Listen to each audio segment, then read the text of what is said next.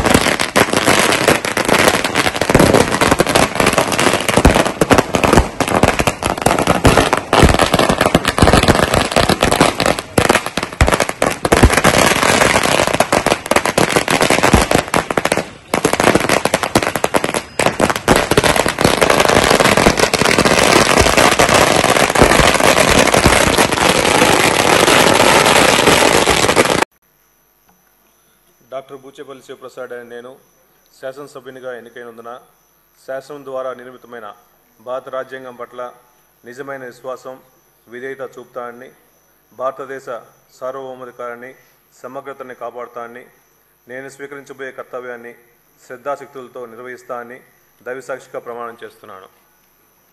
ఆంధ్రప్రదేశ్ శాసనసభ సభ్యుడైన డాక్టర్ బుచ్చపల్లి శివప్రసాద్ అనే నేను సభ నియమాలని కట్టుబడి ఉంటానని, వాటిని అనుసరిస్తానని, సభ మర్యాదల్ని పాటిస్తానని, సంప్రదాయాల్ని గౌరవిస్తానని దైవసాక్షిగా ప్రమాణం చేస్తున్నాను.